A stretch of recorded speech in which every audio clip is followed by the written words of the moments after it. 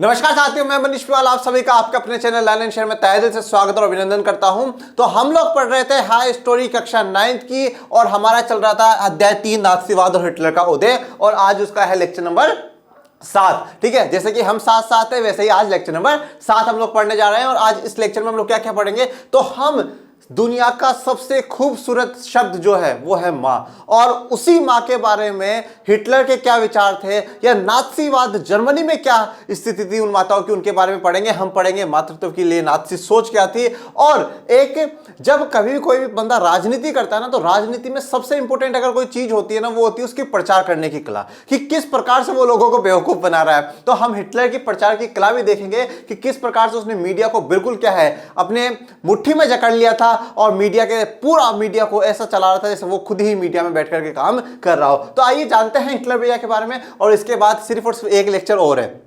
तो ये जो हिटलर भैया का अच्छा चेहरा लग रहा है या गंदा चेहरा लग रहा है, वो आपको 2 लेक्चर्स में और देखने को मिलेगा, ये आज वाले में और फिर नेक्स्ट वाले में। तो शुरुआत करते हैं आज के लेक्चर की, जानेंगे मातृत्व की नाथसी सोच। ठीक है, देखिए सबसे पहले इसने क्या करा है हिटलर ने, कि देश का भविष्य कौन है, बच्चे हैं। देश का भविष्य कौन है, बच्चे हैं। तो बच्चों के लिए उसने पूरी एक प्रक्रिया चलाई। सबसे पहले उनका क्या करा, शुद्धिकरण करा। शुद्धिकरण करने के बाद क्या है, उनके लिए एक अच्छी शिक्षा प्रक्रिया लेकर के आया, और फिर उनमें राष्ट्रवाद की भावना उन लोगों में भरी। समाजवाद की जो भावना है, राष्ट्रवाद की जो भावना है, वो उन लोगों में भरता है। तो एक बच्चों का जो पूरा प्रोसेस था, जो फ्यूचर जो फौज कह सकते हैं, वो तैयार कर रहा था। पर कहा जाता है ना कि बच्चों का सबसे पहला गुरु कोई होता है तो वो माँ होती है, माता पिता सबसे पहले गुरु होते हैं। तो बच्चों को जो शिक्षा दी जा रही थी उसमें माताओं का क्या रोल था, और किस प्रकार से हिटलर माताओं को बनाना चाहता था, और हिटलर की क्या सोच थी लिंग भेदभाव को लेकर के, महिला पुरुष के भेदभाव को लेकर के क्या सोच थी। तो आइए एक एक करके जानते हैं। सबसे पहले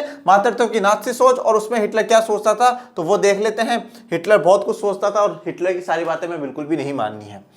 प्रत्येक बच्चे को बार बार ये बताया जाता था। क्या बताया जा रहा है, देखिए पहले तो बच्चों को जो पूरा है उसने पूरा एक प्रोसेस कर दिया भाई। सबसे पहले तो उसने प्योरीफाई कर दिया पूरा प्रोसेस भाई। सबको जो यहूदी अवांछित बच्चे थे सबको हटा दिया। अब सिर्फ और सिर्फ वांछितों को रखा, और वांछितों में भी क्या है, एक शिक्षा प्रक्रिया चलाई है, पूरा एजुकेशनल सिस्टम उसने अपने हिसाब से चलाया। फिर राष्ट्रवाद की भावना। अब इन बच्चों को बार बार में क्या सिखाया जा रहा था। अब आप कहोगे सर ये तो हमने पढ़ लिया लास्ट लेक्चर में, क्या सिखाया जा रहा था कि यहूदी गंदे हैं, यहूदियों से लड़ा करो। जो नफरत के भाव थे यहूदियों के लिए, वो क्या है बच्चों को सिखाए जा रहे थे। पर अब भी हम बात किसके लिए कर रहे हैं, मातृत्व के लिए कर रहे हैं, मां के लिए कर रहे हैं। मां एक महिला है, तो महिलाओं के लिए बच्चों को क्या सिखाता था हिटलर, वो देखिएगा।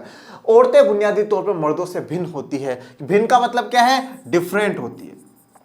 ठीक है, तो औरतें क्या है, बुनियादी तौर पे मर्दों से अलग होती है, डिफरेंट होती है। ये किसका हिटलर के विचार थे। वो कहता था कि औरत और पुरुष कभी बराबर नहीं हो सकते, और इनके बराबरी के लिए जो संघर्ष जो लोग कर रहे हैं वो दुनिया के सबसे पागल लोग हैं, वो बेवकूफ है। ऐसा संघर्ष होना ही नहीं चाहिए। औरत अलग है, पुरुष अलग है, पुरुष ताकतवर है, पुरुष आक्रामक है, और पुरुष ही शक्तिशाली है, और औरतें क्या है, इनसे थोड़ी सी अलग है, कमजोर है, जो कि अलग सदा थी, है और रहेगी। ये विचार किसके थे, हिटलर के थे। औरत मर्द के लिए समान अधिकारों का संघर्ष गलत है। तो मैंने कहा ना, वो कहता था ये जो समान अधिकारों की बात करते हैं, जो इक्वल राइट्स की बात करते हैं कि महिलाओं को बराबर के अधिकार देने चाहिए, बोले ये बात ही गलत है। बोले मुझे तो ये बात समझ में नहीं आती, बात आई कहां से, ऐसी बातें उठती कहां से इन लोगों के दिमाग में। तो ये जो समान अधिकारों की बात करी जाती है कि औरत को और मर्द को, पुरुष को और महिलाओं को, दोनों को बराबर अधिकार मिलने चाहिए, वो कभी मिल ही नहीं सकते। वो तो बिल्कुल गलत बात है, समाज को नष्ट कर देगा। और अगर बाय चांस कभी किसी दिन यह काम हो गया कि औरत को और पुरुष को दोनों को बराबर के अधिकार मिल गए, तो वो क्या कर देगा, समाज को नष्ट कर देगा। तो आप देखिए किस प्रकार की घटिया सोच किसकी है, हिटलर की है। उसने सिर्फ और सिर्फ यहूदियों से नहीं, सबसे ही अपनी दुश्मनी निकाली। उसकी एक रूढ़िवादी, एक पुरानी और एक बहुत गंदी सोच जो हम कह सकते हैं, वो सोच क्या रखता है, हिटलर रखता है। तो वो सोचता है कि अगर महिलाओं को बराबर अधिकार दिए जाएंगे तो वो क्या है, समाज को नष्ट कर देगा। लड़कों को आक्रामक, मर्दाना और पत्थर दिल होना सिखाया जाता था। तो हिटलर बार बार लड़कों को यह कहता था कि तुम क्या बनो, आक्रामक बनो, एग्रेसिव बनो, गुस्से में रहा करो। ऐसे है ना, बिल्कुल ये जो मानवता वाला स्वभाव ये होना ही नहीं चाहिए, ये दया भाव वाला है स्वभाव ये होना ही नहीं चाहिए। आक्रामक, हमेशा गुस्से में रहो, मर्दाना और पत्थर दिल होकर के रहो। ठीक है ना, पत्थर दिल रहो, हर डिसीजन जो ले लिया वो ले लिया, फिर वो बदलना नहीं चाहिए, कठोर होकर करके क्या है, रहना चाहिए। ये हिटलर बच्चों को सिखाता है। और जैसे यहाँ पे एक तस्वीर में दिखाया गया है कि 2 पुरुष खड़े हैं और वो महिला को कुछ खड़ी खोटी सुना रहे। तो यहाँ पे मैं ये दर्शाना चाहता हूँ, जो हिटलर ने कहा है कि औरतें क्या है, पुरुषों से भिन्न होती है, वो अलग होती है, तो ये बातें बिल्कुल हिटलर भैया की गलत है। अब देखिए लड़कियों का फर्ज क्या है। लड़कियों का फर्ज क्या, अगर नाथसी जर्मनी चल रहा है या जो नाथसीवाद की विचारधारा है और नाथसीवाद के लोग जो हैं उनके दिमाग में लड़कियों के लिए क्या क्या फर्ज है, लड़कियों के क्या क्या काम है कि भाई लड़कियों को ये करना चाहिए, तो सबसे पहला एक अच्छी मां बनना। सबसे इंपॉर्टेंट काम लड़कियों का क्या है कि वो एक अच्छी मां बने। सिर्फ मां नहीं, एक अच्छी मां बने। अब अच्छी मां की क्या क्या निशानियां हैं, कैसे कह देंगे कि वो एक अच्छी माँ है। वैसे देखिए दुनिया की सभी माताएं हैं ना वो अच्छी होती हैं, और माँ के बिना क्या है संसार सूना होता है। हम इस धरती पर हम माँ के द्वारा आते हैं, माँ हमें इस पृथ्वी पर हमें लेकर के आती है। और मुझे मेरे गुरुदेव हैं श्री ओम प्रकाश जी महाराज, मुझे उनकी एक बात बहुत याद आती है। वो एक बार ये कहते थे कि जो पीड़ा, जो कष्ट, जो संकट महिला अपने डिलीवरी के समय, अपने प्रसव के समय सहन करती है, और जो 9 माह वो अपने बच्चों को अपने पेट में रखती है, और उसके बाद जो वो प्रसव के समय, डिलीवरी के समय जो वो पीड़ा सहन करती है ना, अगर कभी भी बच्चा 5 मिनट 10 मिनट आंख बंद कर करके अगर उस पीड़ा के बारे में जीवन में सोच भी लेना, महसूस तो कभी नहीं कर सकता, कभी नहीं कर सकता, अगर वो सोच भी लेना, तो मैं जीवन में कहता हूं कि वो मां का थूक भी है ना अमृत पी करके स्वीकार कर लेगा, अमृत मान करके स्वीकार कर लेगा। ये मां की वैल्यू है, ये मां की, वो खुद को कष्ट दे करके, खुद को संकट दे करके, खुद को मौत के मुंह में डाल करके एक नए जन्म, एक बच्चे को, एक हमें इस जीवन में लेकर के आती है। पर दुख तब होता है साहब मुझे, जब क्या है आजकल के बच्चे 2 कक्षा पढ़ लेते हैं, बड़े हो जाते हैं और माता पिता से सवाल करते हैं कि आपने मान लिया किया क्या है। ये बेवकूफी जीवन में कभी मत करिएगा। वो आपको इस दुनिया में लेकर के आए हैं, सबसे बड़ा एहसान तो उन्होंने आप पर ये कर दिया कि वो आपको इस दुनिया में लेकर के आए, और फिर भी आप उनसे पूछते हैं कि आपने क्या करा। अरे अब आप बताओ कि आपने उनके लिए क्या करा है, ठीक है ना। तो मां सभी अच्छी होती है, पर हिटलर की नजर में अच्छी मां की क्या क्या निशानियां हैं वो देखते हैं। शुद्ध आर्य रक्त वाले बच्चों को जन्म देना, तो सबसे इंपॉर्टेंट कि भाई मां तो कोई भी बन सकती है, कोई दिक्कत वाली बात, पर अच्छी मां वही है जो शुद्ध आर्य रक्त वाले बच्चों को जन्म दे। मतलब जो जर्मन आर्य है उन्हीं को जन्म दे, मतलब गोरे चिट्टे होने चाहिए, नीली आंखें होनी चाहिए, भूरे बाल होने चाहिए, ऐसे बच्चों को जन्म दे। अवांछित बच्चों को नहीं, यहूदियों को जन्म दे दिया, विकलांग को जन्म दे दिया, अश्वेत रंग के बच्चों को जन्म दे दिया, ऐसे को नहीं। तो एक तो सबसे पहले शुद्ध आर्य रक्त वाले बच्चों को जन्म दे, और उसके बाद उनका क्या करे, पालन पोषण करे, अच्छे से पालन पोषण करे, नस्ल की शुद्धता बनाए रखे। जो नस्ल है ना, ये आर्य नस्ल है, इसकी शुद्धता बनाए रखे। कभी बीच में कोई खराब बच्चे को जन्म देकर के नस्ल, ये जो हमारी शुद्धता है, ये क्वालिटी है, इसको बिगाड़े ना। यहूदियों से दूर रहने की सलाह दे, अपने बच्चों को सिखाए कि बेटा देखो यहूदियों से दूर रहो, यहूदी खराब है, जो सबसे अच्छे हैं वो कौन है, आर्य हैं। क्योंकि शिक्षा देने का काम किसका है, माँ का होता है। घर संभालने की जिम्मेदारी किसकी है, लड़कियों की है, कि वो घर संभाले, घर परिवार को संभाले। बच्चों को नाथसी मूल्य मान्यताओं की शिक्षा देने का दायित्व, और बच्चों को क्या है, नाथसी मूल्य मान्यताओं की शिक्षा दे। उनको बताए देखो बच्चों यहूदी खराब है, और सबसे बेहतरीन अगर कोई विचारधारा है वो नाथसी विचारधारा है। हमारा देश सबसे बेहतरीन, और देश को कौन आगे ले जा सकता है, ये जो नाथसीवाद की विचारधारा है, यही क्या है आगे ले जा सकती है। तो मैंने यहाँ पे एक तस्वीर दिखाई है जहाँ पे छोटा सा बच्चा अपनी माँ से क्या है लिपटा हुआ है। ये सच में बहुत सुखद पल जीवन के होते हैं। हम जैसे जैसे बड़े होते जाते हैं ना साहब, हमारा जीवन वो छोटा तो होता ही है, पर जो समस्याएं, जो जिम्मेदारियां हैं वो बढ़ती जाती है। पर मैं सिर्फ इतना कहता हूं, जीवन में सपने संजोइए, उन सपनों को पूरा करिए, किसी के लिए मत करिए, पर सिर्फ और सिर्फ अपने माता पिता के लिए करिए। उन्होंने आपके लिए बहुत कष्ट से देखे हैं, वो अपनी एक चपाती कम कर करके आपको 2 खिलाते हैं, अपने एक कपड़े की ड्रेस कम कर करके आपको अच्छे कपड़े पहनाते हैं, वो अपने फटे जूते से जीवन जी करके वो आपके अच्छे जूते दिलाते हैं। तो जीवन में माता पिता के लिए समर्पित होना चाहिए। कभी भी जीवन में माता पिता के लिए और गुरु के लिए उनके ऊपर शक नहीं होना चाहिए कि ये सही कर रहे हैं गलत कर रहे हैं। वो जो कर रहे हैं वो सही कर रहे हैं, वो जो कर रहे हैं वो सही कर रहे हैं। जो कोटा फैक्ट्री फर्स्ट में भी मुझे वो डायलॉग याद आता है, कहा जाता है कि माता पिता के फैसले गलत हो सकते हैं क्योंकि वो भी इंसान है, फैसले गलत हो सकते हैं पर उनकी नीयत कभी गलत नहीं हो सकती। तो माता पिता की तो सोच वो सदैव और सदैव हम बच्चों के लिए, हमारे लिए क्या है, भलाई चाहते हैं। इस दुनिया में सिर्फ 2 ही लोग हैं, माता पिता और दूसरे गुरु, जो कि अपने से ज़्यादा तरक्की अपने बच्चों को देखना चाहते हैं। तो उनके फैसलों पर कभी शक नहीं होना चाहिए, ठीक है। तो नाथसी मूल्य मान्यताओं की शिक्षा देने का दायित्व था। आर्य संस्कृति और नस्ल की ध्वजवाहक वही थी। ये क्या कहता है हिटलर कि ध्वज वाहक का मतलब, ध्वज वाहक आप समझते हैं, जैसे आपने कभी देखा ओलंपिक में देखा हो, और जिस दिन वो क्या होते हैं पहले दिन की सेरेमनी होती है ना, देखा हो तो कभी, और उसमें जैसे हर कंट्री का नाम आता है, जैसे इंडिया, भारत ऐसे नाम आएगा, तो एक इंसान क्या झंडा पकड़ करके ऐसे आगे लेकर के चलता है। जो झंडा पकड़ के आगे लेकर के चलता है ना, वो कौन कहलाता है? ध्वज वाहक कहलाता है। ध्वज मतलब फ्लैग, और वाहक उसको मूव कराने वाला, उसको आगे ले जाने वाला, वो ध्वज वाहक कहलाता है। ठीक है, तो अब ध्वज वाहक कहलाने का मतलब क्या है कि वो उस झंडे को आगे ले जा रहा है, वो उस भारत का जो नाम है वो उसको आगे लेकर के जा रहा है। तो यहां पर ये क्या कहता है हिटलर कि नस्ल की ध्वज वाहक, आर्य संस्कृति को आगे बढ़ाने की जिम्मेदारी और नस्ल को, बेहतर नस्ल को आगे बढ़ाने की जिम्मेदारी किसकी है? औरतों की है, महिलाओं की है, ये इन्हीं की ही जिम्मेदारी है। 1933 में हिटलर ने कहा था मेरे राज्य की सबसे महत्वपूर्ण नागरिक मां है। देखिए, इसने भी मतलब क्या है, इमोशनल अत्याचार तो करा ही है। इसने भी कहा है 1933 में कहा है कि सबसे महत्वपूर्ण नागरिक अगर मेरे राज्य की कोई है तो वो मां है।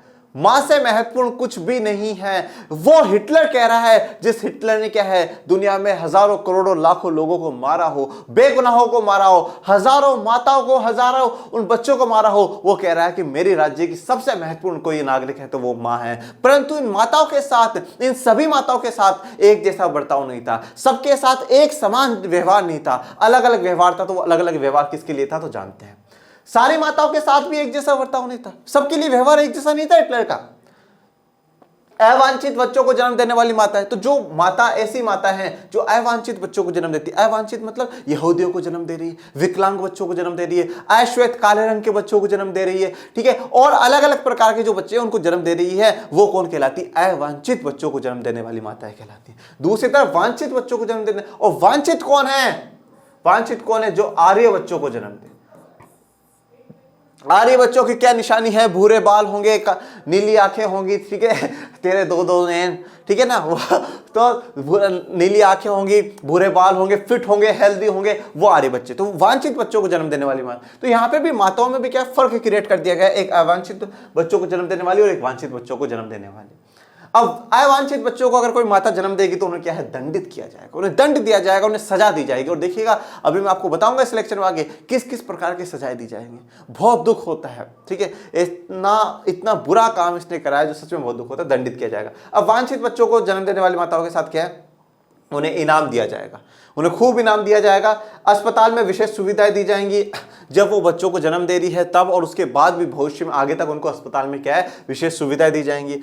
दुकानों में ज़्यादा छूट मिलती थी, ठीक है, उनको कोई भी सामान खरीदना हो दुकानों पर उनको ज़्यादा छूट मिलती थी। और हो सकता है कि हिटलर भैया ने बोला हो कि भाई तुम्हें जितनी भी ये मेकअप की दुकान है उन पर भी छूट दी जाएगी, जाओ जियो अपनी ज़िंदगी, ठीक है। थिएटर व रेलगाड़ी के टिकट सस्ते में मिलते थे, तो थिएटर में मूवी देखने के लिए, रेलगाड़ी में घूमने फिरने के लिए, मतलब बहुत सी सुख सुविधाएं हिटलर उन माताओं को देता था जो वांछित बच्चों को, मतलब उन बच्चों को जन्म देती थी जैसे बच्चे हिटलर चाहता था, तो उनको बहुत सुख सुविधाएं हिटलर दिया करता था।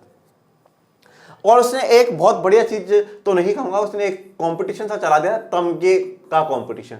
तमगे क्या होते हैं? जिन्हें मेडल्स कहते हैं, मेडल्स। ओके, तो 4 बच्चे पैदा करने वाली मां को कांसे का तमगा, ठीक है। अब अगर कोई मां 4 बच्चों को जन्म देती है, और 4 बच्चे कैसे होने चाहिए?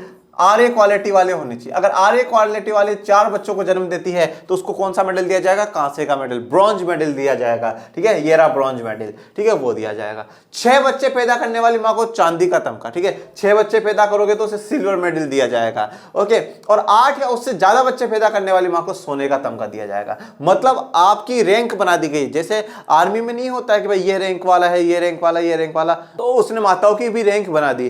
अवांछित वाले तो सबसे नीचे ही, उनको तो मार ही दो, ऐसा इसके विचार था। और अब वांछित बच्चों में भी अगर 4 को जन्म देती हो तो कांसे का मेडल मिलेगा, ब्रॉन्ज मेडल मिलेगा, 6 बच्चों को देगी तो सिल्वर मेडल, और 8 या उससे ज्यादा बच्चों को जन्म देगी तो क्या होगा? उसे गोल्ड मेडल दिया जाएगा। ये किसके हैं? उनकी विचारधारा है नात्सी वालों की।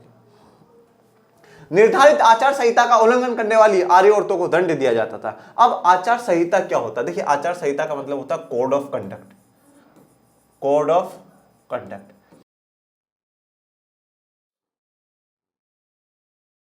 ये वाला जो शब्द है आचार संहिता, कोड ऑफ कंडक्ट, आप बहुत सी बार जब चुनाव चलते हैं हमारे देश में तब सुनते होंगे कि आचार संहिता लगी हुई है, कोड ऑफ कंडक्ट लगा हुआ है। आचार संहिता का मतलब बेसिकली से इतनी सी बात होती है, कुछ रूल्स एंड रेगुलेशंस होते हैं जो आपको मानने पड़ते हैं। वो आपको कंडक्ट कर रहा है सरकार तो वो आपको मानने हैं, ये बेसिकली। तो अब जो निर्धारित, जो फिक्स कर दी गई थी, जो कुछ रूल्स एंड रेगुलेशन जो फिक्स कर दिए गए थे, किसके लिए? आर्य औरतों के लिए। अगर वो उनका उल्लंघन करती है, उनको नहीं मानती है, तो उनको क्या करा जाएगा? दंड दिया जाएगा। सार्वजनिक रूप से निंदा। अब क्या क्या दंड दिया जाएगा? अवांछित बच्चों को जन्म देने वालियों को, ठीक है, और अगर कोई इन बातों को ना माने कि भाई 4 बच्चे पैदा नहीं कर रही है, आर्य बच्चों को जन्म नहीं दे रही, तो उनको क्या क्या दंड दिए जाएंगे? सार्वजनिक रूप से निंदा। पूरे समाज में उनकी क्या है? निंदा करी जाएगी, बेइज्जती करी जाएगी। अरे देखो कैसे बच्चों को जन्म दिया है, विकलांग बच्चों को जन्म दिया है, ऐसे। तो सार्वजनिक रूप से निंदा। गंजा कर करके, मुंह पर कालिक पोत करके और उनके गले में तख्ती लटका कर पूरे शहर में घुमाया जाता था, ठीक है। तो महिलाओं को क्या है? गंजा कर दिया जाता था, मुंह पर उनके कालिक पोत दी जाती थी और उनके गले में तख्ती लटकाई जाती थी। उस तख्ती पे क्या लिखा हुआ होगा वो मैं अभी आपको बताऊंगा, और फिर पूरे शहर में घुमाया जाता था। तो इससे एक ये बात नजर आती थी कि महिलाओं की क्या स्थिति हिटलर ने कर रखी थी, वो देखने को मिलता है। उस तख्ती पे क्या लिखा हुआ था वो सुनिएगा। मैंने राष्ट्र के सम्मान को मलिन किया है। मलिन का मतलब क्या होता है? मेला किया है, मैंने गंदा करा है। ओके, तो उसने क्या करा? मलिन करा है, मेला करा है, कि राष्ट्र का जो सम्मान था, मैंने एक ऐसे बच्चे को जन्म दिया है जो राष्ट्र को सम्मान को गंदा कर देगा, और उसकी जिम्मेदार कौन है? मैं हूं। मैंने ऐसे बच्चे को क्या करा है? जन्म दिया है। बहुत सारी औरतों को न केवल जेल की सजा दी गई, बल्कि उनसे तमाम नागरिक सम्मान और उनके पति व परिवार भी छीन लिए गए, ठीक है। तो बहुत सारी औरतों से क्या है? उनको जेल की सजा दी गई। जेल की सजा तो दी गई, पर जो नागरिक के जो सम्मान होते हैं, जो सिटीजन्स के लिए एक आदर्श की बात होती है, वो सारे आदर्श सम्मान छीन लिए गए, और उनके पति, उनको परिवार भी उनसे क्या कर लिया गया? छीन लिया गया, ठीक है ना। और एक महिला के लिए सबसे इंपॉर्टेंट अगर कुछ होता है तो वो उसका परिवार ही होता है। जब आप उससे उसका परिवार छीन लेते हैं ना, तो उस परिवार छीनने के बाद वो जिंदा होते हुए भी मरी ही जाती है। तो वो स्थिति हिटलर ने करी है। अब सोचिए कितनी माताओं की उसको बदवा लगी होगी, ठीक है, कितने बच्चों की जिसको मारा होगा उनकी उसको बदवा लगी होगी, कितना कितना गलत काम उसने जीवन में करा। ये सच में मतलब थोड़ी बहुत भी दया भाव नहीं थी, किसी के भी प्रति नहीं थी। दुखी बात है कि अगर एक के प्रति भी होती कि हमें नहीं इनके नहीं, तो बहुत पर समझ भी नहीं आता ऐसा इंसान क्यों और कैसे करते हैं।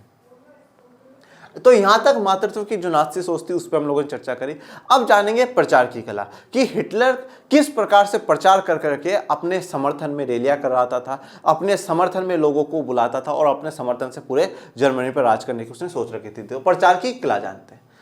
शब्द इजाद किए थे वे दिल दिला देने वाले शब्द थे। देखो अब उसने सबसे पहला तो क्या काम करा, जो मीडिया है ना, मीडिया को अपने कंट्रोल में कर लिया, मीडिया को अपने कंट्रोल में करा। दूसरी बात क्या है, उसने जो शब्द चुने ना दुनिया को दिखाने के लिए कि भाई मैं ये शब्द पूरे वर्ल्ड में दिखाऊंगा, शब्द ऐसे दिखाए गए जो किसी को समझ में नहीं है। उसने मौत, मृत्यु ऐसे शब्दों का तो प्रयोग ही नहीं करा, उसने बहुत सोच समझ करके क्या शब्दों का प्रयोग करा है। और जो नाज़ी लोग हैं उनको समझा दिया कि भाई ये शब्द बोलेंगे ना तब यही शब्द मतलब होगा। मतलब आप ये कह सकते हैं कि थोड़ा सा क्या कर दिया, उनका मीनिंग क्रिएट कर दिया। ये शब्द बोलते ही ये समझ जाना, ये शब्द बोलते ही ये समझ जाना, ठीक है ना। तो क्या होता है, उसने कुछ ऐसे शब्द इजाद करे जो सच में क्या है, दिल दहला देने वाले। तो बहुत बहुत खतरनाक शब्द उसने प्रयोग करे। सामूहिक हत्याओं को विशेष व्यवहार, अंतिम समाधान यहूदियों के संदर्भ में। अब सामूहिक हत्या मतलब पूरे समूह में, पूरे ग्रुप में अगर किसी को मारा जा रहा है तो उसे क्या कहा जाएगा? विशेष व्यवहार, ठीक है, स्पेशल ट्रीटमेंट। अब किसी को लगेगा, अब वो ऐसा नहीं कहते जब भाई किसी को पुलिस वाले पकड़ ले और फिर बोलते आइए आइए मालिक आइए आपकी खातिरदारी करते हैं, तो उनकी खातिरदारी बोलते ही समझ जाना है अब फोड़ेंगे भाई ये बहुत बुरा वाला फोड़ेंगे। तो ठीक है, तो अब उन्होंने भी शब्द आइए आइए मालिक खातिरदारी करे थोड़ी बहुत, तो बैठिए आपको हवा हवा भी दे, किसकी लोगे पंखे की, कूलर की, एसी की, तो ऐसे खातिरदारी। तो इसलिए क्या करो, विशेष व्यवहार। तो किसी को लगेगा अरे स्पेशल ट्रीटमेंट के लिए लेकर के जा रहे हैं, तो सामूहिक हत्याओं को विशेष व्यवहार का नाम दिया गया। अंतिम समाधान, अंतिम समाधान किसके लिए? यहूदियों के लिए। अंतिम समाधान, फाइनल सॉल्यूशन है, खत्म। यूथनेजिया, विकलांगों के लिए। अब यूथनेजिया का मतलब क्या हो गया? विकलांगों को मारने के लिए ले जाओ, विकलांगों को। और अंतिम समाधान बोलते किसको? यहूदियों को लेकर के जाओ, ले जाओ ले जाओ। चयन और संक्रमण मुक्ति आधार आदि। इवैक्यूएशन, खाली कराना, लोगों को गैस चैम्बर में ले जाना। अब इवैक्यूएशन का वैसे मतलब क्या होता है? खाली कराना, और इसका मतलब क्या है कि लोगों को क्या है? गैस चैम्बर में ले जाओ। जैसे ही इवैक्यूएशन बोल दिया गया वैसे लोगों को गैस चैम्बर में ले जाओ। गैस चैम्बरों को क्या बोला गया? संक्रमण मुक्ति क्षेत्र बोला गया। संक्रमण मुक्ति क्षेत्र किसको बोला गया? गैस चैम्बरों को बोला गया। अब संक्रमण संक्रमण का मतलब तो हम ये जानते हैं भाई, एक से दूसरे में कोई चीज जब फैल जाती है उसे संक्रमण कहते हैं। तो संक्रमण मुक्ति मतलब जो संक्रमण है, जो परेशानी है, जो बीमारी है, उससे मुक्ति वाला क्षेत्र है, उससे मुक्ति वाला क्षेत्र है। और इसके लिए जो संक्रमण है, इसके लिए जो बीमारी है, वो कौन है? अवांछित बच्चे हैं, यहूदी हैं। तो उनसे मुक्ति वाले क्षेत्र मतलब गैस चैम्बर में इन लोगों को ले जाओ। गैस चैम्बर स्नान घर जैसे दिखाई देते थे और उनमें नकली फव्वारे भी लगे होते थे। तो गैस चैम्बर कैसे दिखते थे? बिल्कुल स्नान घर जैसे, बिल्कुल ऐसा लगता था जैसे कोई बाथरूम में ही आप हो। और वो बिल्कुल उनमें क्या है, नकली फव्वारे भी हुआ करते थे दिखाने के लिए कि जैसे बाई चांस कभी किसी को दिखाना, अरे देखो अरे ये कौन सा गैस चैम्बर है ये, अरे भाई देखो हमने तो यहाँ बाथरूम बनवा रखे, तो लोग आए, नहाए धोए, एंजॉय करें, कोई दिक्कत वाली बात नहीं। फिर पर सच्चाई क्या थी? वो गैस चैम्बर्स थे, वो संक्रमण मुक्ति क्षेत्र था। अब ये जितने भी शब्द आपको दिए गए ना, ये आपको बहुत अच्छे से क्या करने हैं? लर्न करने हैं। इनमें एक एक मार्क्स के में क्वेश्चन आ सकता है। जैसे वो पूछ ले कि विकलांगों की मृत्यु के लिए, मौत के लिए उसने कौन से शब्द का प्रयोग करा, तो आप कहेंगे यूथनेजिया। इवैक्यूएशन का मतलब क्या होता है? खाली करना है या लोगों को गैस चैम्बर तक ले जाना है। और अब बहुत सी बार क्या है, आप लोग क्या है जीवन में बहुत दुखी होते हैं कि सर हम इतने शब्द या इतना कैसे याद करें। देखिए 2-3 चीजों को आपको हमेशा ध्यान रखने वाली बात है। पहली बात तो क्या है, जैसे जब ये अब शॉर्ट डिटेल्स है, सामूहिक हत्याओं का मतलब विशेष व्यवहार, तो क्या करना है आप लोगों को कि आप लोग क्या कर ले, एक टेबल बना ले, एक पूरी टेबल बना ले कि हाँ भाई सामूहिक हत्याओं का मतलब ये है, अंतिम समाधान अंतिम। तो चाहे वो हिस्ट्री का आया हो, चाहे वो पॉलिटी का हो, इकोनॉमिक्स का हो, ज्योग्राफी का हो, किसी का भी हो, उनकी एक टेबल आपने वर्ड्स की बना ली, जो मतलब ऐसा है कि आप डेली उनको याद करते रहे, कमरे में चिपका ले या रजिस्टर में बना ले, और फिर सुबह शाम 5 मिनट 10 मिनट तक का टाइम देकर के उसमें से याद करते रहे। तो एक पहला काम तो आप क्या है, टेबल वाला कर सकते हैं। दूसरी बात, जब जब आप हिस्ट्री पढ़ रहे हैं, सॉरी गलती हो गई मुझसे बहुत बड़ी, हाई स्टोरी जब आप पढ़ रहे हैं, जब आप कहानियां पढ़ रहे हैं, कहानियों में हमेशा ना लिंक बना करके चले, लिंक बना करके चले। आप अगर जैसे देखिएगा, अब इसमें 5 पोर्शन हम लोग पढ़ते हैं, जो नाथसीवाद हिटलर वाले चैप्टर में पढ़ा, 5 पोर्शन हम लोगों ने पढ़ा। अब 5 पोर्शन में, जैसे पहला पोर्शन में आप पढ़ रहे हैं ना कि भाई नाथसीवाद क्या होता है, इसको भी आप डिवाइड कर लो, आधा आधा आधा, ऐसे एक एक टॉपिक को। फिर यह कहानी थोड़ी सी समझ में आ जाए कि हाँ भाई हिटलर का यहाँ जन्म हुआ, ये कहानी हुई, नाथसीवाद ये होता है, इसको समझ लिया। फिर दूसरी इसको पढ़ो, फिर इन दोनों को लिंक करो, दोनों को लिंक करा, रिवाइज करा, और फिर तीसरे पे आगे बढ़, आराम से कहानी की तरह समझो, और लास्ट तक सस्पेंस बना करके चलने दो। क्या होगा, हिटलर कैसे आएगा, हिटलर क्या क्या करेगा, ठीक है ना। ऐसा सन्नाटा हो जाया करता था दूर दूर तक, यहूदियों के बच्चों में, यहूदी की माँ बोलती थी सो जा बेटा सो जा, हिटलर आ जाएगा, हिटलर आ जाएगा, ठीक है ना। तो बिल्कुल ऐसे क्या है, इंटरेस्ट के साथ कहानी बना बना करके आप लिंक करते हुए हर चीज को पढ़े। एक वीडियो देखे, वीडियो में भी आपको लग रहा है जैसे यार मनीष सर ने है ना मातृत्व की नास्तिक सोच पढ़ा दिया है, रुक जा बेटा रुक जा, ठंड रख, तो वो आपको रुक ही जाना है। मातृत्व की नास्तिक सोच बिल्कुल बहुत अच्छे से एक बार पढ़ लो, समझ लो, उसको पीछे वाले से इंटरलिंक करो। अरे क्यों पढ़ा है मातृत्व की नास्तिक सोच, इंटरलिंक करो। फिर वहां तक हो गया, फिर उसके बाद आओ कि प्रचार की कला क्या थी, प्रचार की कला के बाद महाध्वंस जो पढ़ेंगे नेक्स्ट लेक्चर में, वो क्या था। तो एक्चुअल में हर चीज को क्या आप इंटरलिंक कर करके चलते जाए। आप इंटरलिंक करेंगे तो आपको हर चीज क्या है अच्छे से याद हो जाएगी। हिस्ट्री को सिर्फ और सिर्फ क्या है, फालतू की एक हवा बना रखा है, और बहुत बहुत ज्यादा बोरिंग, अरे तू हिस्ट्री लेगा क्या कर रहा है, अरे पागल हो गया, कुछ ही नहीं है। सिर्फ आप लोगों को डराया गया है। डराने की जो भावना है ना, डराने के लिए जो शब्द है ना, वो हिस्ट्री प्रयोग करा गया है, जैसे हिटलर कर रहा था, डराने के लिए शब्द प्रयोग करा गया है। पर अब आपके लिए हिस्ट्री हाई स्टोरी है, ठीक है ना। मीडिया का बड़ी होशियार से इस्तेमाल किया गया। जो इतने भी क्या होती है, ये जो तानाशाही वाले लोग होते हैं ना, जो तानाशाही करते हैं, तानाशाही का मतलब समझते हो ना भाई, जो एक ही इंसान पूरे देश पे राज करता हो और अपने हिसाब से ही सब कुछ करता हो, जो उसके मन मारा वो करेगा। ये जो तानाशाह वाले लोग होते हैं, जो डिक्टेटर्स होते हैं ना, ये लोग क्या है, मीडिया को बहुत अच्छे से इस्तेमाल करते हैं। इनको ये बात पता है कि राई का अगर पहाड़ कोई बना सकती है तो वो मीडिया बना सकती है। वो दिन में 10 बार खबर चलाएगी, टों टों टों टों टों, सरकार ने आज ये कर दिया, पो पो पो, सरकार ने आज ये कर दिया। तो दुनिया में बार बार में क्या है, पॉजिटिव या नेगेटिव थॉट्स जो भी डालेगी वो मीडिया ही डालेगी।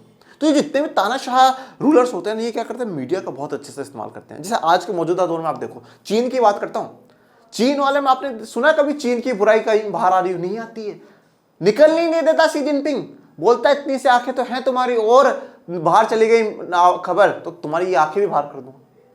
तो मीडिया को पूरा कंट्रोल में कर रखा है उसने, मीडिया तक बाहर जाने ही नहीं देता बातें। तो इसी प्रकार से हिटलर ने भी क्या है, मीडिया का बहुत बड़ी होशियारी से इस्तेमाल करा। सबसे पहले तो उसने ये जो फ्रीडम ऑफ प्रेस था, जो वाइमार गणराज्य में जो लोकतांत्रिक अधिकार दिए गए थे, उन सबको तो खत्म ही कर दिया। बोले नहीं नहीं, ये मीडिया को आजादी सब फालतू की बात है। नाजी विचारों को फैलाने के लिए तस्वीरों, फिल्मों, रेडियो, पोस्टरों, आकर्षक नारों और इश्तहारी पर्चों का खूब सहारा लिया गया। अब नाजी विचारों को फैलाने के लिए भाई नाजियों के विचार क्या है, तो उसके लिए तस्वीरों का प्रयोग करा गया, फिल्में बनवाई गई, रेडियो, पोस्टर, आकर्षक नारे, इश्तहार, पर्चे में जिनमें इश्तहार नहीं दिया जाता, जैसे अपन इश्तहार का मतलब एक तरह से एडवर्टाइजमेंट दे रहे हैं, तो एडवर्टाइजमेंट दिया जाता था कि देखो नाजी विचारधारा ये है। पोस्टरों में जर्मनों के दुश्मनों की रटी रटाई छवियां दिखाई जाती थी। तो जो जर्मनों के दुश्मन है, जर्मनों के दुश्मन कौन है? मित्र राष्ट्र वाले जर्मन के दुश्मन है। तो उनकी एक रटी, देखिए ये ऐसा फ्रांस है, ऐसा ब्रिटेन है, ऐसा अमेरिका है, ऐसा रूस है, उनकी छवियां दिखाई जाती थी। उनका खूब मजाक उड़ाया जाता था, उन्हें अपमानित किया जाता था और उन्हें शैतान के रूप में क्या है, पेश किया जाता था। तो जो जर्मन का दुश्मन होगा, चाहे देश के अंदर चाहे देश के बाहर, उनका खूब मजाक उड़ाया जाता। समाजवादियों और उदारवादियों को कमजोर और पथभ्रष्ट तत्व रूप विदेशी एजेंट बदनाम किया जाता था। अब जो समाजवादी और उदारवादी, ये समाजवादी और उदारवादी कौन है? ये लोग क्या थे? वाइमर गणराज्य के पक्ष में थे, वाइमर गणराज्य के पक्ष में थे। तो इन लोगों को क्या करा गया? इन लोगों को कैसा दिखाया गया कि ये लोग तो कमजोर हैं, पथभ्रष्ट हैं, इनका कोई टारगेट नहीं, कोई पाथ नहीं है, कोई पथ नहीं, वो सब भ्रष्ट हैं, ये तो मतलब एक तरह से भ्रष्टाचार वाले लोग हैं ये। और इनको क्या बोला गया? ये तो विदेशी एजेंट है, ये देश के है नहीं, ये तो विदेशी एजेंट है, ये तो देशद्रोही है। तो विदेशी एजेंट बोल बोल करके इनको क्या करा गया? बदनाम करा गया। प्रचार फिल्मों में यहूदियों के प्रति नफरत फैलाने पर जोर दिया जाता था। तो बहुत सी ऐसी फिल्में बनाई गई जिनमें यहूदियों के प्रति नफरत बढ़ी गई। देखो यहूदी ऐसे हैं, इन्होंने ईसा मसीह को मारा है, ये लोग क्या है, ईसाई के लिए कलंक है, ये ही लोग जर्मनी को बर्बाद कर रहे हैं, ऐसे लोगों को जीने का अधिकार नहीं है, ठीक है। तो उनके लिए नफरत फैलाई गई। द इटर्नल ज्यू, अक्षय यहूदी, इस सूची की सबसे कुख्यात फिल्म थी। अब आपसे पूछ ली जाए सबसे कुख्यात फिल्म कौन सी थी, तो आपको क्या कहना है? द इटर्नल ज्यू। कौन सी थी? द इटर्नल ज्यू। ज्यूज यहूदी वाली बात कर रहा है। उन्हें दाढ़ी बढ़ाए और काफ्तान चोगा पहने दिखाया जाता था। तो दाढ़ी बढ़ी हुई रहती थी किसकी? यहूदियों की। और काफ्तान या चोगा, ये क्या है? काफ्तान या चोगा होता, तो उनको ऐसा पहना हुआ दिखाया जाता था। ये तो अच्छी क्वालिटी वाला दिखाया मैंने, तो जो बहुत ही खराब होता था वो उनको पहनाया इन मूवियों में दिखाया जाता था। वास्तव में जर्मन यहूदियों और बाकी जर्मनों के बीच कोई फर्क करना असंभव था, क्योंकि दोनों समुदाय एक दूसरे में काफी घुले मिले हुए थे। तो जर्मन यहूदियों में और जो बाकी जर्मन थे, बाकी जर्मन में आर्य आ गए हैं, रूसी और पोलिश वाले हैं, जितनी बाकी कम्युनिटीज है, क्योंकि हमने क्या बोला था कि भाई सबसे ऊपर तो कौन है? आर्य है, और सबसे नीचे कौन है? यहूदी है, ठीक है। और इनके बीच में बाकी सबको रखा गया है। तो आर्य, यहूदी और इन सब में कोई बहुत बड़ा डिफरेंस नहीं था। जर्मनों के यहूदियों में और इनमें कोई बड़ा डिफरेंस नहीं था, कोई फर्क करना असंभव था, क्योंकि देखो इतने समय से साथ साथ रहते हुए आ रहे हैं। और देखो यहूदियों पर अत्याचार काफी समय से हो रहा है, ऐसी बात नहीं इतना नहीं करे, काफी समय से हो रहे हैं। और ये बात कही जाती है, इजराइल आज यहूदियों का सबसे बड़ा देश है। उसने पूरा घोषणा कर रखी है कि हमारा देश सिर्फ और सिर्फ यहूदियों के लिए, वो एकमात्र देश है यहूदियों के लिए। और इजराइल के जो प्रधानमंत्री वो खुद ये बात कह चुके हैं कि भारत को छोड़ करके पूरी दुनिया ने हमारे यहूदियों पर क्या करा? अत्याचार करा है। तो इसीलिए तो कहा जाता है कि भारत क्या है? भारत बड़े भाई का रोल निभाता है। भारत तो क्या है? प्रेम का सागर है, सबके लिए प्रेम बरसाता है भारत। तो कोई बड़ा फर्क नहीं था इन लोगों में, सब घुले मिले हुए रहते थे। पर फिर वो हिटलर ने कुछ ज्यादा ही फर्क इनमें डाल दिए। उन्हें केचुआ, चूहा और कीड़ा जैसे शब्दों से संबोधित किया जाता। तो ये जितने भी केंचुआ, चूहा, कीड़ा, ठीक है ना, ये सारे तो आप 11th-12th में बायो लोगे ना, तब आपको अच्छे से समझ में आएगा। और अभी भी साइंस में मैम बायो के लेक्चर डालती है, तो केंचुआ, चूहा, कीड़ा ये उन्हीं का डिपार्टमेंट है, अपना नहीं है, ठीक है। तो इन मतलब जानवरों से किनकी है तुलना करी जा रही है? यहूदियों की तुलना करी जा रही है। उनकी चाल ढाल की तुलना कुतरने वाले छछूंदरी जीवों से की जाती है। छछूंदरी जीव जो होते हैं, ठीक है ना, उनसे उनकी तुलना करी जाती थी, जो क्या है? चीजों को कुतरते थे। ऐसे जैसे चुहिया नहीं होती, वो छोटे छोटे छोटे छोटे कट कट कट करती, वो कुतर देती है पूरे को, ऐसे जीवों से करी जा रही है। नात्सीवाद ने लोगों के दिलो दिमाग पर गहरा असर डाला, उनकी भावनाओं को भड़काकर उनके गुस्से और नफरत को अवांछितों पर केंद्रित कर दिया। तो नात्सीवाद ने क्या है? लोगों के दिलो दिमाग पर बहुत तगड़ा असर डाल दिया। उन्होंने मतलब एक ये सोच ही बना दी कि यहूदी क्या है? यहूदी बेकार है, यहूदी बेकार है, सबसे अच्छे कौन है? आर्य जर्मन है। और अगर जर्मनी में जितनी भी समस्या है उनका कोई समाधान है तो किसके पास है? नास्तिवाद के। तो बहुत बड़े लेवल पे दिलो दिमाग पे किसने असर छोड़ा है? नास्तिवाद ने अपना असर छोड़ा है। लोगों की भावनाओं को उसने भड़काया है, लोगों की भावनाओं को भड़काया है, उनके गुस्से में और क्या है? आग बकबूला कर दिया। तो यहूदियों को देखना ही पसंद नहीं करते थे लोग, यहूदियों को देखना पसंद नहीं करते। नफरत भर दी किसके? अवांछितों के प्रति। और सारा का सारा ध्यान किस पे? अवांछितों पर डाल दिया कि इनको मार दो, इनको क्या कर दो? खत्म ही कर दो। इसी अभियान से नाथसीवाद का सामाजिक आधार पैदा हुआ। तो ये जो अभियान चला उसी से नाथसीवाद का जो सामाजिक आधार, और नाथसीवाद का सामाजिक आधार क्या था कि आर्य सबसे टॉप पर है और यहूदी सबसे नीचे। पूरे समाज को अपनी तरफ आकर्षित करने के लिए उन्होंने लोगों को इस बात का एहसास कराया कि उनकी समस्याओं को सिर्फ और सिर्फ नाथसी ही हल कर सकते हैं। तो पूरे समाज को अपनी तरफ उन्होंने आकर्षित कर लिया, सबको आकर्षित कर लिया और ये समझाया कि भाई जितनी भी जर्मनी में समस्याएं चल रही है उन समस्याओं का समाधान किसके पास है? नाथसियों के पास है। नाथसी ही उनको सुधार सकते हैं, नाथसी उन समस्या को दूर कर सकते हैं। और समस्या क्या है कि हमारी जर्मनी कमजोर पड़ चुकी है। हमारी जर्मनी क्या है, प्रथम विश्व युद्ध हार चुकी है। अगर जीवन में कभी वापस विश्व युद्ध हुआ, जर्मनी को मैं जिता करके लाऊंगा। जो वर्साय में संधि हुई है उसके नुकसान की भरपाई कौन करवाऊंगा? मैं करवाऊंगा। जो जर्मनी के दुश्मन है उनसे बदला कौन लूंगा? मैं बदला लूंगा। तो इसलिए क्या है, ये जितने भी समस्या है उन सारी समस्याओं का हल एक है, और वो कौन है? हिटलर है। उसकी जो सोच है, उसकी विचारधारा है, वो नाथसीवाद ही क्या इन समस्याओं का समाधान है। ये पूरे जर्मनी को क्या है, विश्वास दिला दिया गया। अब यहां पर आप एक बात देखिएगा, हम लोग ये देखते हैं कि राजतंत्र, तानाशाह और लोकतंत्र, अपन कक्षा 9वीं में ही जब राजनीति विज्ञान पढ़ रहे थे तो आप बहुत से लोग ये कहते थे कि सर लोकतंत्र में तो देखो ये भी बुराई है, सर कौन सी सरकार आज के जमाने में सुनती है, सर कैसे ये? अरे तो भाई अब देख लो, अब देख लो, राजतंत्र था केसर विलियम, आपने समाजवाद वाले में देखा निकोलस सेकंड वाला, क्या स्थिति हुई? तो ना तो राजतंत्र बढ़िया, तानाशाह तो सबसे बेकार है। राजतंत्र में तो फिर भी ये उम्मीद कर ली जाती है कि राजा बेहतर होगा। ठीक है, 10th क्लास में जब मैंने पहला लेक्चर दिया था मैंने कहा था कि देखो भाई राजतंत्र में तो क्या है 50-50% चांस है लोगों की सुन ली जाए, यहाँ पे बिल्कुल 0% चांस है, और यहाँ पे पूरा 100% चांस, 100% चांस है कि लोकतंत्र में सुनी जाएगी। पर जरूरत क्या है कि लोकतंत्र जो व्यवस्था है वो जनता की व्यवस्था है, और इसमें जरूरत सबसे इंपॉर्टेंट बात यह है कि ये जनता क्या है, जागरूक रहे। ये जनता क्या है, जागरूक रहे। कभी भी मैं बार बार हर लेक्चर में कहता हूं कि जनता क्या है, जो आपके नेता है उनको ये महसूस कराते रहें कि वो सेवक हैं, आप उनके सेवक नहीं हैं। उन्हें अपने सिर माथों पर मत बिठा लीजिए कि हो हमारा नेता, हमारा नेता नहीं। उन्हें समय समय पे ये महसूस कराते रहिए कि अगर आप अच्छा काम नहीं करेंगे, आप देश के लोगों की इच्छा के अनुसार, आप देश के संविधान के अनुसार, आप हमारे अनुसार काम नहीं करेंगे तो आपको क्या है, हटा दिया जाएगा। तो आपको क्या कर दिया जाएगा, हटा दिया जाएगा। सबसे बेहतरीन व्यवस्था अगर दुनिया में कोई सी है तो वो लोकतंत्र है, इस पर कोई दो राय नहीं है। दुनिया के किसी भी कोने में चले जाइए, लोकतंत्र से अच्छी व्यवस्था नहीं है। पर जरूरत इस बात की है कि आप जागरूक रहे। अगर आप जागरूक रहेंगे ना तो ये लोकतंत्र बचा रहेगा। और मुझे अटल बिहारी वाजपेयी जी की एक बहुत अच्छी बातें याद आती हैं। वो कहते थे कि पार्टियां आएंगी जाएंगी, चुनाव होंगे, चलते रहेंगे, पर ये लोकतंत्र जो है ना भारत का, ये लोकतंत्र खत्म नहीं होना चाहिए, लोकतंत्र बना रहना चाहिए। और मैं कहता हूं कि लोकतंत्र के जो हमें दिया है वो हमारे संविधान ने दिया है, तो हमारा संविधान हमेशा के लिए बना रहना चाहिए। और आगे का लास्ट लेक्चर जो हमारा होगा वो महाध्वंस होगा, होलोकॉस्ट के बारे में जानकारी जानेंगे, और फिर हमारा ये पूरा जो चैप्टर है वो कंप्लीट हो जाएगा। परंतु आज के लिए इतना ही। आपको कोई भी समस्या हो आप कमेंट बॉक्स में अपने कमेंट्स लिखिएगा, और हाई स्टोरी में कितना मजा आ रहा है तो आप वो भी बताइएगा। और बस पढ़ते रहे, आगे बढ़ते रहे, अभी से तैयारियों में जुट जाएगा। ये साल और है आपके पास अपनी गलतियों को सुधारने का। अगली 10वीं में क्या है, आपको अपने बोर्ड टॉप के लिए मेहनत में जुट जाना है। और 9वीं पढ़ ली ना तो 10वीं तो बिल्कुल यूं हवा में चुटकियों में उड़वा देंगे बेटा, आपकी चिंता ही मत करो। ठीक है ना, पढ़ते रहे, आगे बढ़ते रहे। मिलते हैं अगले लेक्चर में, तब तक के लिए थैंक यू सो मच। जय हिंद, जय भारत।